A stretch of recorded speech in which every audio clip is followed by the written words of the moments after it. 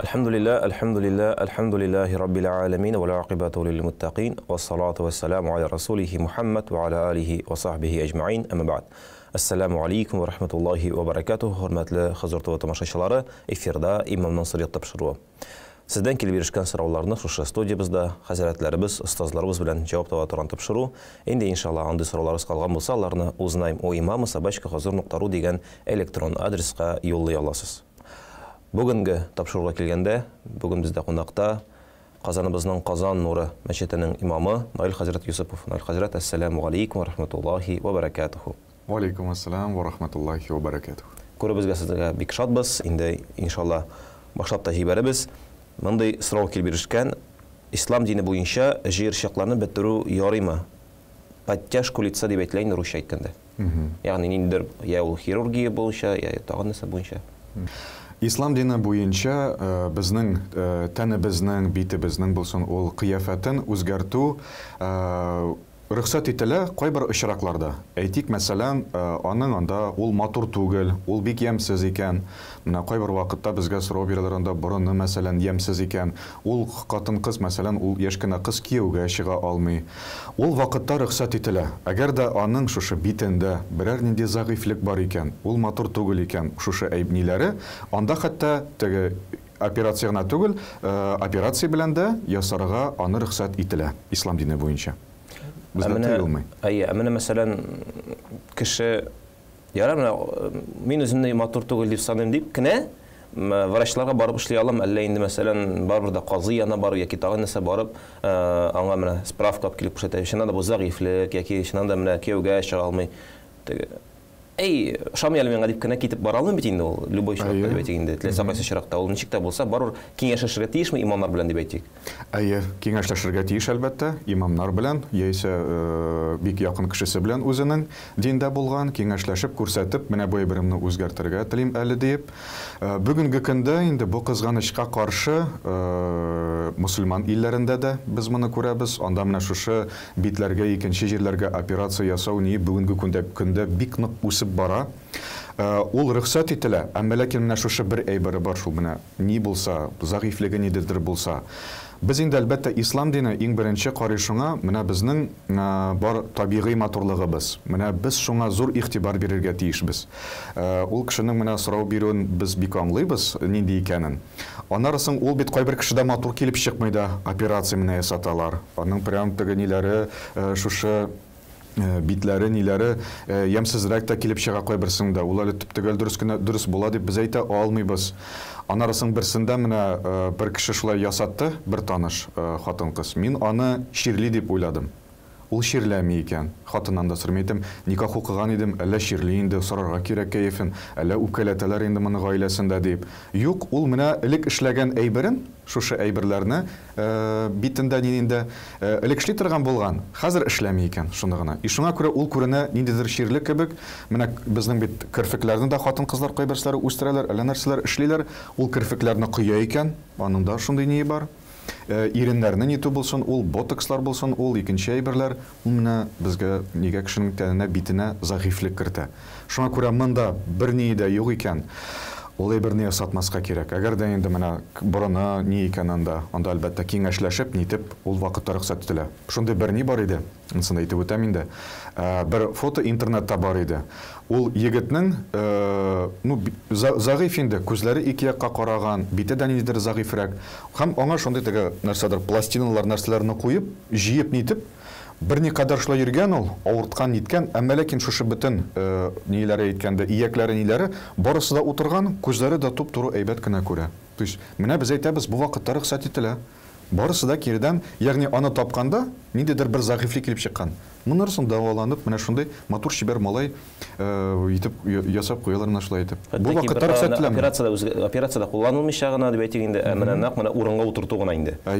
Ничек бар шулай? Бу да хәтта ки табигый дип әйтик инде.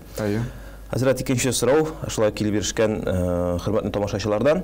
Миңа бик тә Голливудның элеккеге фильмнары һәм элеккеге җырлары ошый. Бу ислам ягыннан макрух түгелме? Ислам дине буенча без әлбәттә инде берничә сорау бирергә тиешбез. Фильм һәм җырлар диделәр бит. Монда инде беренчесе нәрсә турында ул кино, ул фильм. Нәрсә турында ул? Анарысын җырга да шул ук. Ул җыр нәрсә турында? Аның мәгънәсе нинди? Анда нәрсә күрсәтелә? Әлбәттә, әгәр дә ул берәр нинди начар мәгънәле икән, начар ниле икән, бездә ислам динендә ул карау рөхсәт ителми. Начар ниндидер анда, начар әйберләр күрсәтелә. Без нинди генә яшьтә булсак та, анарысын ул безнең бушка вакытны үткәрү булмас микән ул. Кыямәт көндә бит аның өчен җавап кайтарырга кирәк. Анарысын менә интернет челтәрләрендә йөргән бер шундый сүз миңа бик нык ошый, ул чынлап ташлай. Без ди барыбыз да торабыз, шул китаплардан ди кайсын без укыйбыз. Без торабыз шулардан, шул ниләрдән кайсыларын без карыйбыз кинолардан менә. Кем белән аралашабыз? Без үзебез дә менә шулай итеп теге көзге кебек, без дә нәкъ шундый һәм безгә ул кирип кала, безнең подсознаниегә нигә? Шуңа күрә монда без ислам дине буенча бик диккать белән карарга тиешбез. Хәзер Аллаһка шөкер, берәр нинди фильм булганда да без аның карый алабыз. Нәрсә турында мәгънәсе, жанр, ниен, хәт трейлерда күрсәтәләр бит инде. Шуңа күрә рөхсәт ителә. Мәгънәсе аның нинди? Ул бит безгә кирип кала башыбызга. Ул тыңлаган җырлар, менә җырлар дип әйткәндә, нәрсә турында ул? Әти-әнигә мәхәббәт турындамы анда мәсәлән? Гаилә ниме берәр нинди? Балалар турындамы анда? Изгелек турындамы анда? Хәзер бит теге татарча әйткәндә, менә әби бабайлар шулай дип әйтәләр, эт сөяккә барып буш кайткан киеләр хәзер дип әйтәләр бит теге көлеп. Менә ул андый булмасын, мәгънәле булсын. Бүгенге көндә Аллаһка шөкер, андый мәгънәле фильмнар бар. Шуңа күрә рөхсәт ителә карарга, җырлардан инде микән. Мәгънәсе иң әһәмиятлесе шул. Әле мәсәлән, кеше ни өчен музыка тыңлый бер караганда, аңлашыла иде үз телендә тыңласа һәм уларны аңласа. Бу очракта мәгънәсен укып чыкты, ләкин бит бары теге җырны тыңлаганда ул инде мәгънәсен белми бит, нәрсәдер сөйли генә. Так мәгънәсен аңлап чыктым, укып чыктым, әйбәт кебек инде. Һәммәсен тыңлый, нәрсәгә тыңлый килеп чыга? Ул бит инде аңламый, музыкасы өчен генә, нәрсә өчен генә.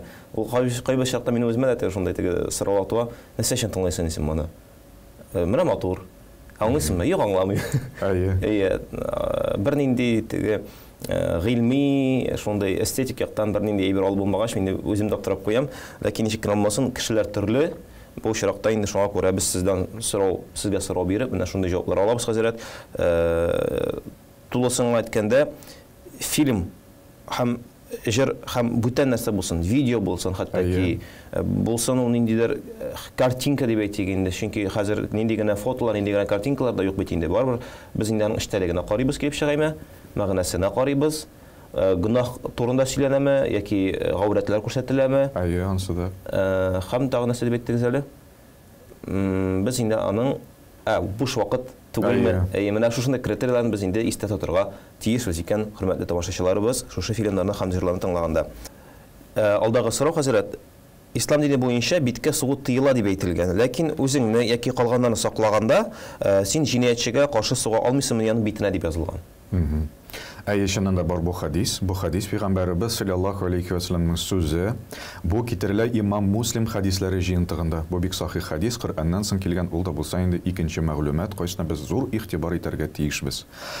Шушы хадискә мухаддислар инде бу тасвирлаганда, шарахны биргәндә, алар әйтәләр, хәтта менә шушы җинаятьче кеше булса да, шундый ситуацияда булганда да безнең ислам дине буенча рөхсәт ителми ул кешенең битенә сугарга.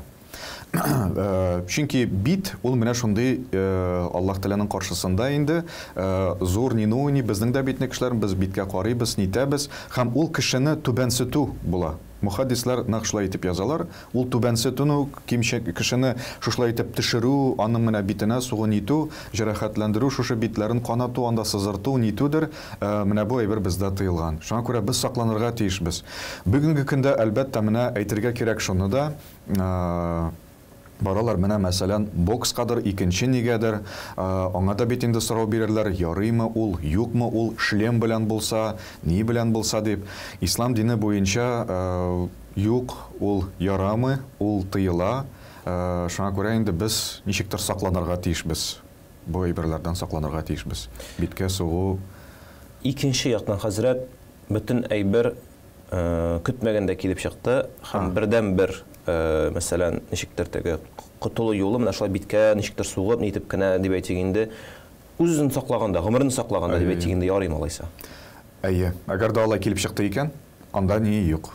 Чөнки урамда нәрсә булмасын, төнлә белән нәрсә булмасын, кешегә кирәк булды мәсәлән аптекага барырга. И булачак булмас иде мәсәлән аптекага барырга. Инде төнлә без беләбез, теге бөтен шайтта бит инде төнлә ул теге шундый гынахлар кыла торган шакларның берсе һәм кем белә Алла сакласын, хулиганнар булсын, тагын нәрсә булсын, бу чиракта инде әлбәттә чыкмаска хәерлерәк бер караганда. Ләкин ничек карамасын, шушы искәрмәләр бар дип әйтик. Әйе, бездә бар мәсәлән ялгышлык белән эшләнелгән ялгышлыклар, ниләр. Безнең бит хәтта Теләп түгел. Әйе. Теләп түгел. Алдагы сорау хәзрәт, бик кызыклы сорау.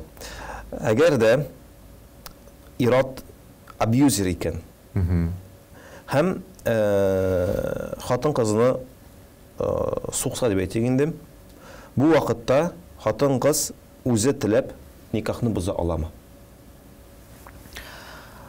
Әйе, бу сорау бүген көндә бик нык актуаль. Но минем баштан инде Ленар әйтәсем килә шуны. Кеше һәр вакыт үз өстендә эшләргә тиеш, булсынмы ул ират, булсынмы ул хатын кыз. Менә шәт бәлки безне бик яшьләр карыйлардыр әле, кемнәр мәктәптә, институтта, кемнәр өйләнмәгән, кемнәр кияүгә чыкмаган. Моның өстендә әлбәттә эшләргә кирәк. Без теге менә мәсәлән, мин ират икән, мин ират буларак менә нинди булырга тиешмен. Хәзерге вакытта аңа карата литератураларда бик нык күп. Без менә шушы китапларны укып, үзебезне яхшы якка төзәтергә тиешбез. Хатын кызда үзенең хатын кыз икәнен унутырга тиеш түгел. Электән үк әйткәннәр бит, әгәр дә хатын кыз мәсәлән, хатын кыз булып калса, икенче ират нине кысылмаса, ул хатын кыз бәхетле була. Шулай ук ират та, әгәр дә хатын кызга нитмәсә, хатын кызның кайбер әйберләрен алмаса, кыямәт көн алдыннан шулай булачак дип бит. Иратлар хатын кызга ошарлар ди, хатын кызлар иратларга ошарлар дип әйтелә. Һәм аларга Аллаһ Тәгаләнең ләгънәте төшкән булыр дип әйтелә. Шуңа күрә менә кеше үз урынында булса, Аллаһ Тәгалә аларга бәрәкәт һәм сәгадәт бирә. Һәм менә башта прям әйтү менә шушы әйбер, ул да булса менә шушлай итеп саклану, ират кыяфәтен. Ират күп очракта мине хатын кыз аңламый диеп, хатын кызны үзгәртергә тырыша. Татарларның кызганычка каршы шундый бер начар әйберләре бар, ул да булса хатын кыздан ират ясау. Менә аның бар хатын кыз логикасы. Ул менә шундый логика булып калсын. Менә мин никахта да һәр вакыт әйтәм, ул хатын кыз булып калсын. Шундый мәрхәмәтле, шундый күркәм, кайбер нәрсәнедер аңлап бетерми дә. Ул синең кебек уйламый да. Ләкин ул шундый булып калырга тиеш. Ул хатын кыз. Һәм кеше менә ират инде үзенең ачуын, үзенең шушы ниен җыя тотып кала алмау сәбәпле нидер начар әйберләрне эшли. Нәрсәдер әйтеп бетерә. Алла сакласыннан да кул күтәрә, тагы нәрсәдер нитә, һәм ул вакытта әлбәттә бик нык авыр. Әгәр дә шулай килеп чыкты икән, менә шушы хатын кыз бу нигә очрады икән? Безнең никахта була вәли, безнең никахта була шаһидларыбыз. Без әлбәттә аларга ничектер мөрәҗәгать итәргә тиешбез. Мин үзем шәхсән шундый фикерне нитәм, кулланам, һәм кешеләрне дә шундыга нитәм дигәндәй, чакырам дигәндә, ул да булса менә башта әгәр дә гаиләдә ул сорауны нитеп була икән, шишеп гаиләдә әтиәниләр белән ирем, анда яисә хәләл җифетем, матурым, менә булай эшләп булмый, әйдәле менә моны утырып сөйләшик. Утырып сөйләшеп булмый, әтиәниләр белән итеп карыйк, олырак кешеләр белән. Кем менә шушы гаиләдә, әйе. Анарысын алай да килеп чыкмады. Менә мин һаман хәлем минем шундый дигәндә, без әлбәттә мөрәҗәгать итәбез имамга. Имам инде анарысын я казыйга җибәрә, кайсы нитә ала, һәм инде имам үзенең киңәшләрен бирә. Шуңа күрә инде без әлбәттә беренче булып гаиләне тотарга. Бүгенге көндә без яшибез шундый вакытта, кайчан гаиләнең әзгенә ни төшеп бетте, кыйммәте төште. Төште, нык төште. Хәзер аерырга тырышалар, күп кеше кем өйләнмәгән аерырга тырыша. Теге мин дә әйтәм, өйләндегез, кияүгә чыктыгыз, янарыгызда өйләнгән, кияүгә чыккан гаиләләр булсын. Дуслашыгыз алар белән, балаларыгыз белән бергә нитегез дип. Шулай итеп кысалар нитәләр, менә җавап шундый инде. Башта нидә? Гаилә эчендә кем тәҗрибәлерәк бар икән, анарысын имамга, якындагы булган мәчеткә, һәм анарысын инде имам үзе әйтә, казыйга барырга дип, нәрсәләрне эшләргә дип.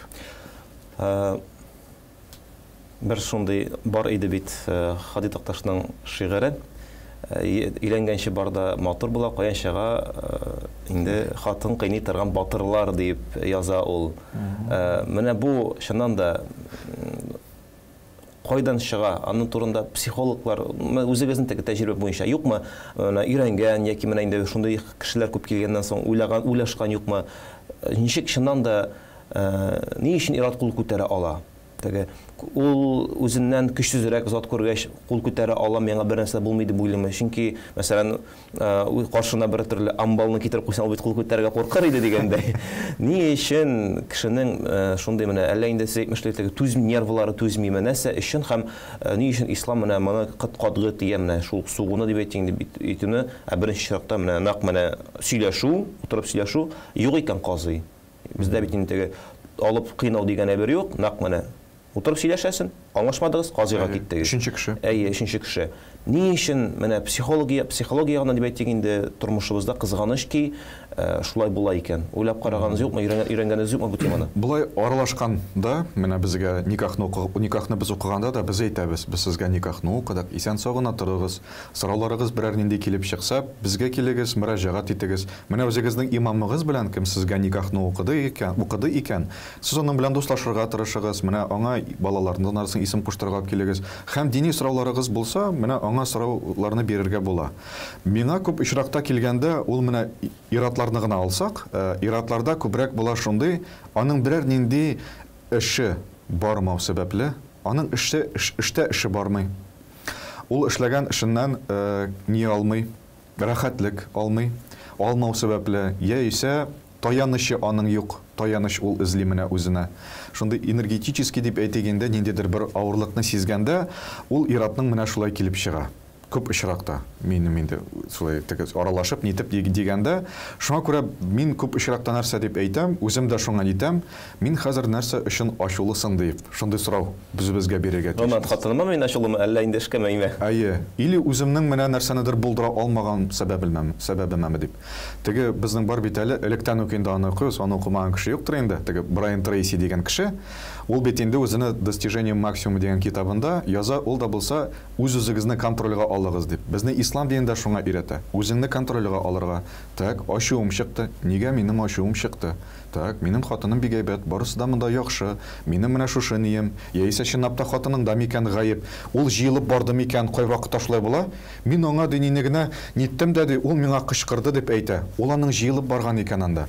Ул иратка тагын берни. Ник син аны матур итеп аңа әйтмәдең шул хатының? Башта ук утырып сөйләшмәдегезме? Әйтергә идең, миңа бу әйбер килешми. Минем анда барасым килмичә, мин анда бардым дип, мәсәлән, мин барасым килми анда, ял итик, әйдә бергә булыйк. Һәм менә шушы ниләр, шушы эштәге ни кышылып, нитеп, җыелып, кешенең шундый күп шартлау ни килеп чыга инде. Шуңа күрә монда үз-үзең белән шөгыльләнү, контрольгә алу, эшләгән эшләреңне, һәм инде бүгенге көндә әлхәмдүлилләh, безнең яшь иратлар күбесе йөриләр физкультурага, физзарядкага, ул да бик яхшы итеп ярдәм итә. Ират хатын-кызлар кебек түгел, теге психология фәне буенча без әйткәнчә инде хатын-кыз тынычлана икән күбрәк сөйләп нәрсәдер. Иратныкы эшләп, кул белән. Менә кемнәр эшләр икән офиста, нидә, шулай итеп күбрәк тел белән, мәсәлән, спорт белән шөгыльләнсәләр, кул белән берәр нинди әйберләр, белмим анда, может үзенең берәр мастерское бардыр анда, мәсәлән, агачтан нәрсәдер нитә, кеше шулай итеп тынычлана да белергә тиеш, ял итә дә белергә тиеш. Бүгенге көндә без менә эшләгән кешеләр кемнәр әле зур шәһәрләрдә 24 сәгать эштә кебек ул үзен хис итә, ират бүгенге көндә. Ул гаиләсе өчен дә кайгыра, балалары өчен дә кайгыра. Ул җаваплы бер яктан, аназ гына шушы әйберләрдә йөкли. Ул ират менә ял итәргә өйрәнергә дә тиеш. Мин шундый ниләрне әйтер идем. Әле менә сез әйткәч, ачуында контрольдә тотарга өйрәнергә тиеш дигәч, искә төште пәйгамбәребезнең хәдисе, ачуы чыкты икән, тәһарәт ал, утырып тор, теге урыныңны үзгәрт, басып торсаң утырып тор, утыртын ятып тор дигәндәй, булмый икән тәһарәт ал. Уман бездә чыннан да бөтен әйберне контрольдә тоту дигән әйберне пәйгамбәребез өйрәтеп калдырган. Сөннәтләрне өйрәнсәк, минемчә чыннан да без бер адым булса да, теге тыныч тормышка адым атлар идек. Анда әле нәрсәсе кызык. Анда ачу шул чыкканда, күбрәк шунда бит әле нинди кирәкмәгән сүзләр әйтелә. Талак сүзләрне. Менә шунда шуларны эшләсә, ул бит анда хәтта авызыңны гына ябып, сабыр итеп кенә торсаң, 5-10 минут кына бит ул. Хәтта шутларга да була. Шутлап барсаң, шушы 5-10 минутны адарысың, тынычланасың. Ул нитәсең? Аузу билля мин шайтан раджим дип әйтеп, кеше тынычлана да, аннан соң ул хис бетә. Ә безнең күбрәк шуны эшлибез, шуны әйтәбез. Аннан соң ул әлбәттә үзе үкенә. Ник мин шулай дип әйттем микән? Нигә мин шулай дип аны эшләдем микән? Аннан соң бит без аны әйтербез дә хатыныбызга, мәсәлән, хәләл җифетебезгә, ачуы чыгып, нитеп менә шулай үзебезне тыеп тота алмау сәбәпле ул үпкәләячәк. Хатын-кызның шундый бер хылкы бар. Без аңардан гафу сорасак та, ул аның исендә барыбер кала. Шуңа күрә менә шунлардан качарга кирәк. Алалар бит безнең ничек әйттеләр дәби бабайлар. Ул өйдә тавыш чыкса, ул бабай өйдән чыга иде. Тышта нәрсәдер эшен карый. Хатын-кыз бит инде җыештыра башлый тиз генә теге үзенчә тынычлана. Шуңа күрә сөннәт буенча менә без инде тәһарәтләнеп тор, су эчеп, басып торабыз икән, утырып торабыз икән, ятып, шулай итеп үзебезнең тәнебезне контрольгә алырга тиешбез. Бүген бездә шул проблема, контроль дигәннән аятта бар ул. Алар ди Аллаһ Тәгалә әйтә, алар мине генә түгел ди, алар үзләрен дә оныттылар ди. Алар бызык кешеләр дип әйтә Аллаһ Тәгалә. Улайка хумул фасикун. Бызык кешеләр дип әйтә. Фа ансахум анфусахум. Менә шушы аят ул. Алар үз-үзләрен дә оныттылар ди. Менә чыннан да кеше үз-үзен оныткан. Ул менә үзенең эчендә түгел, ул үзенең тышында нишләптер. Үзен интектирә, үзен нитә. Шуңа күрә ислам дине безне шуңа чакыра, үзебезне контрольдә тотарга, тәннәребезнең өчен без җавап бирәчәкбез, нервларыбыз өчен, тешләребез, йөрәкләребез өчен дә без Аллаһ Тәгалә каршында җавап кайтарачакбыз.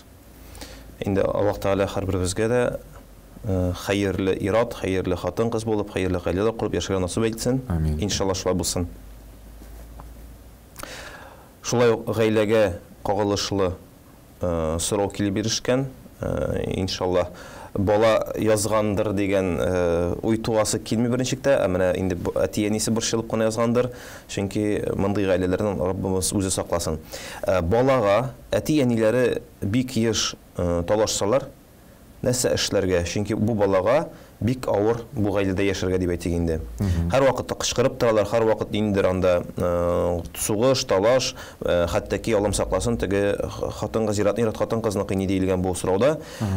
Бу вакытта динебездә бу ситуациядан, бу хәлдән чыгу юлы нинди һәм ул бармы диелгән? Бу балага карата нишләр? Бу балага карата нәрсә эшләргә? Бу чиракта инде без әти-әнигә күбрәк басым ясыйбыздыр инде. Әлбәттә инде кызганычка каршы менә шулай килеп чыга әлбәттә. Бу балага әгәр дә аңа әлбәттә бик нык авыр, әти-әнисенең шундый булуларын, аны күршуны күреп үсү. Монда әлбәттә әти-әни аңларга тиеш, безнең бит менә әти-әниләр дә карыйлар, әби бабайлар да. Бала бөтен әйберне үзенә сеңдереп бара. Менә бу 100%. Теге әйтәләр дә бит, баланы тәрбияләмәгез, үзегезне тәрбияләгез. Яисә үзегез белән аны йөртегез. Мәчеткә, эшкә, кешеләр белән аралашканда ул сездән күреп, сезне генә өйрәнә ул. Ул әле Мөхәммәд пәйгамбәрдән мәсәлән белмидер дә, бәләкәй әле ул. Ул менә әти-әни миңа беренче булып мисал. Психологларның ние буенча мәктәптә алар 8нче класс, шул теге переходной возрасттагы балалардан ниләрне биреп, сораулар биреп, ниләр ясаганнар. И шуларның 90% әйткәннәр. Без үрнәкне алабыз әти-әнидән дип. Укытучыдан да түгел, нидән дә түгел, кемдер анда президенттан да түгел, икенчеләр дә әти-әни дип җавап биргәннәр. Абыйдан да түгел дигәннәр, ападан да түгел, менә именно нак әнидән. Шуңа күрә әти-әни әлбәттә үзләрен тотарга тиешләр, моның турында китаплар укырга тиешләр, дини, берәр нинди сорау туа икән, без әйттек инде менә аны һәр вакыт әйтәбез, утырып сөйләшү, аралашу, сорау биреп бер-береңне ишетеп шушы әти-әнигә. Ләкин инде әгәр дә бала белән шулай килеп чыкты икән, ул бала белми нәрсә эшләргә, ул бала бик нык басыла, ул баланың психологиясы безнең бит инде бала чакта барысы да җыела. Ул җыелмыйча булмый дип әйтәләр инде. Ансыз да булмый. Ләкин ул бик нык аңа нитә, һәм шул вакытта минемчә, әгәр дә ул бала язган икән, ул балага берәр олыларга мөрәҗәгать итәргә кирәк. Ул әбигә, бабайга мәсәлән. Андый ниләрне очраганым булды.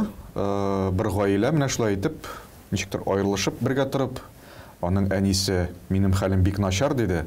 Мин менә баланы эшләтәм микән дип инде. Без инде аңа киңәш иттек, әбигез бармы дип инде. Әйе, бар ди. Хәзер бит әбиләр дә бик яшь. Олы яшьтәге түгел. Ул аның үзенең баласын шул әнисенә биреп торды. Әнисе карап, мәктәпкә илтеп алып кайтып, бу хатын-кыз бер үзе булып әз генә уйлады, әз генә дип инде күп түгел. уйлап, фикерләп, ниләргә үзен нормаль состояниегә кертеп, ире белән дә дуслашып, бала белән киридән шулай ниттеләр.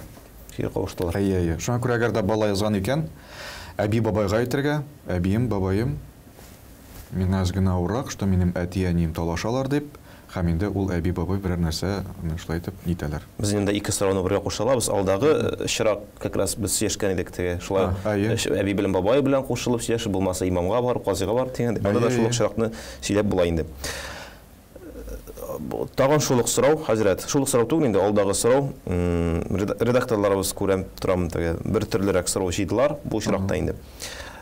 Әти кеше яки әни кеше баласын берәр төрле җинаять кылганы өчен, җинаять дип инде монда ниндидер теге кичкенә генә бер начарлык дип әйтик инде. Шуның өчен суга аламы балага? Тәрбия йөзеннән. Без әлбәттә башта аңлатырга тиешбез тел белән. Ул да булса, нигә бу ярамый? Әгәр дә нәрсәдер эшләде икән, әлбәттә инде ул ачучыга безнең бала берәр нинди әллә нинди әшәке сүзләрне дә анда безгә әйтергә ярамый, әти-әнигә буларак балага карата инде. Беренчесе менә минем шул мисал исемә төште. Пәйгамбәребез Мухаммад саллаллаху алейхи ва саллям шулай кешеләр белән булганда, анда бер яшь кенә егет килеп әйтә: "Я Расулалла, ди, рөхсәт ит миңа, ди, зина кылырга." Рөхсәт ит миңа ди зина кылырга, менә шушы егет әйтә бөтен кешеләр каршында пәйгамбәрнең алдында.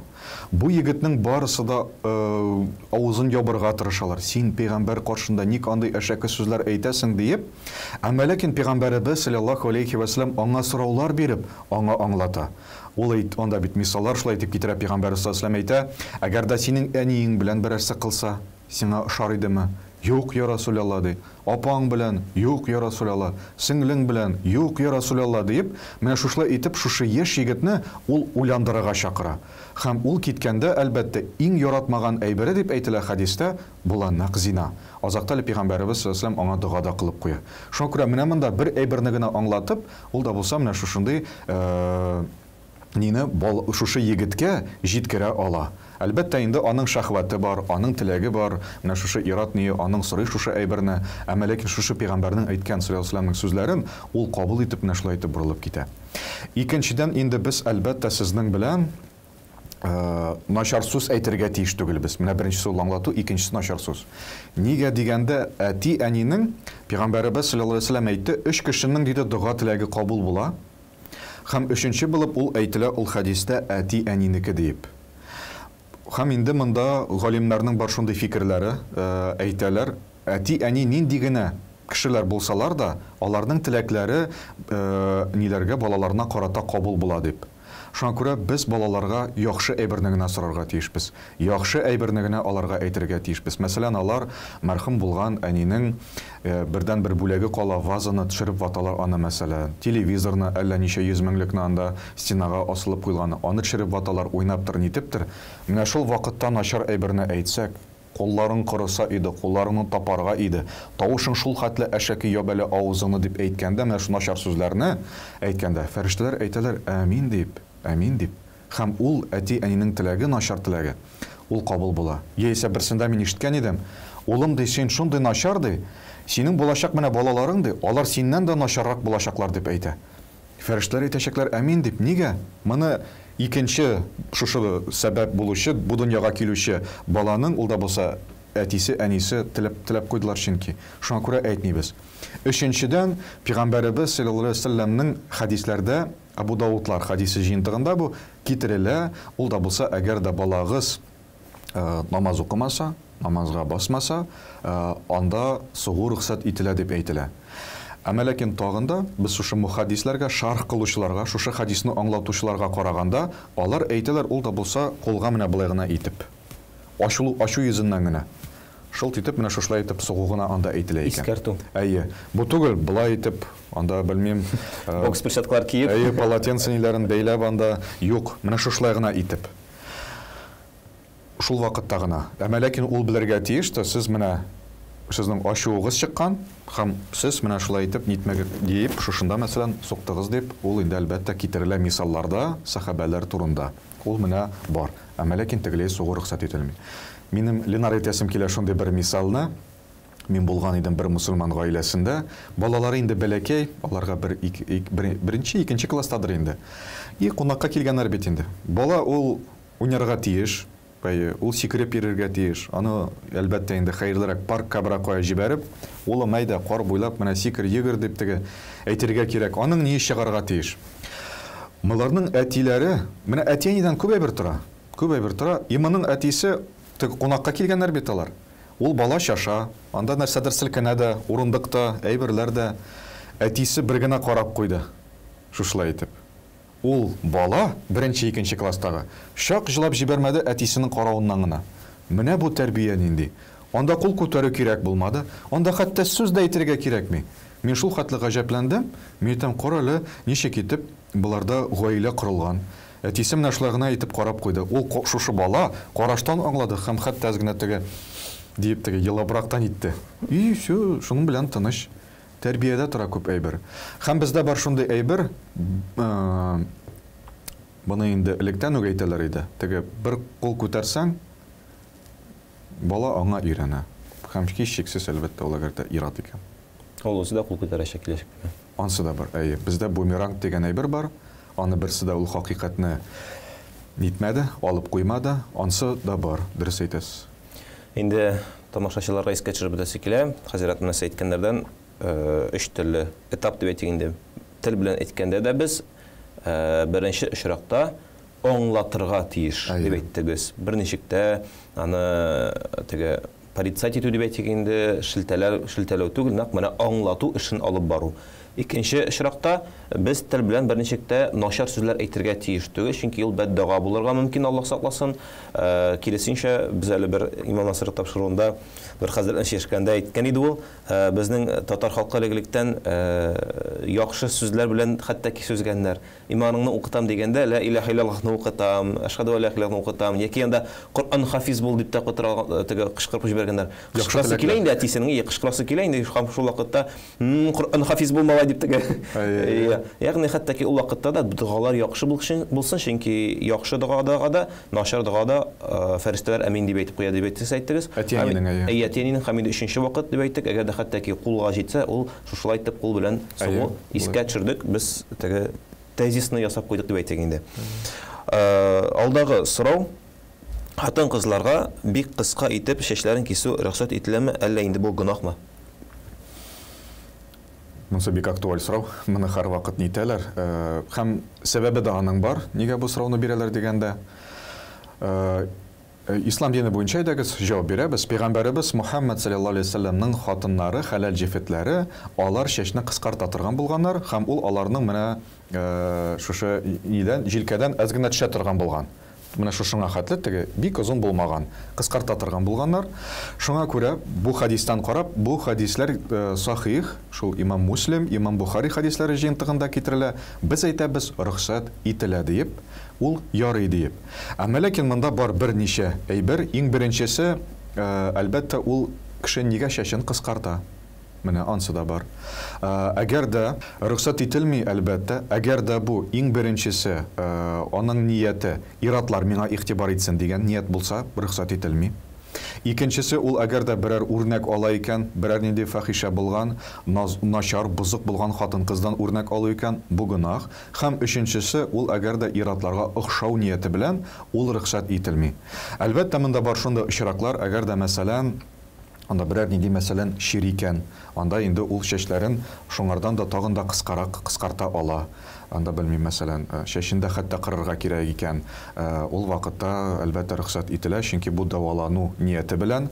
Шуңа күрә монда да әйтергә кирәк шуны, без сезнең белән беләбез, хатын-кызның икенче матурлыгы дип аны гарәпләрдә әйтәләр һәр вакыт, ул да булса чәч, ул хатын-кызның матурлыгы.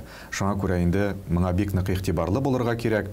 Һәм шулай галимнәр, дини галимнәр әйтәләр, ул да булса хатын-кыз иреннән сорарга кирәк. Матурым, сиңа ошар микән? Менә мин шушылай итеп, әз генә кыскартып куйсам дип әйтергә кирәк. Менә шундый ни булырга тиеш, ире белән бергә. Без дә бит сорыйбыз, теге хәләл җефетебездән, сиңа бу ислам ошыймы дип. Беренче булып үзеңә түгел әле, монда хәләл җефеттән сорыйбыз. Нигә бу сорауны бирәләр дигәндә, менә мин шунда әзгә әйтеп үтә башлаган идем бит. Бездә татарларда шулай корылган булган, менә әби бабайларны да хәтта искә алсаң, авылларда ниләрдә, әбиләр шулай итеп чәчләрен кыскартмый торган булганнар. Менә безнең күршедә бер әби яши иде, аның чәче бик озын иде. Ул инде олы яшьтә иде, аңа бер 90 булгандыр. Ул чәчен бер дә кыскартмаган. Чәче шундый озын, аның ни иде? Ул шулай итеп бәйләп нитеп йөри иде. Менә элек татарларда шулай булган. Ислам дине буенча менә шулай кыскартырга рөхсәт ителә, чөнки пәйгамбәребез саллаллаһу алейһи ниләре, хәләл җифетләре эшли торган булганнар, шулай итеп кыскарта торган булганнар. Хәзрәт, инде шушы урында ни кызганыч без бүгенге тапшыруны тамамларбыз, чөнки вакытыбыз чыгып килә. Бүген монда килгәнегез өчен Аллаһның рәхмәте булсын, бәрәкәте булсын. Һәм инде әлбәттә тагын алдагы очрашуларга кадәр дип сезне саубуллашабыз. Ассаламу алейкум ва рахматуллаһи ва баракатуһ. Ярар, үзегезгә бик зур рәхмәт. Ва алейкум ассалам ва рахматуллаһи ва баракатуһ. Хөрмәтле тамашачыларыбыз, инде бүген бездә кунакта Казан Нуры мәчетенең имамы Наил хәзрәт Юсупов иде. Сездән килеп ирешкән сорауларга бүген ул җавап кайтарды. Әлбәттә, әле сездән сораулар бик күп калды, ләкин ни кызганыч вакытыбыз чыгып килә, шуңа күрә бүген без сезнең белән саубуллашабыз. Безнең каналдан аерылмагыз, әле алда сезне бик күп кызыклы тапшырулар көтә. Бүгенгә без сезнең белән саубуллашабыз. Ассаламу алейкум ва рахматуллаһи ва баракатуһ.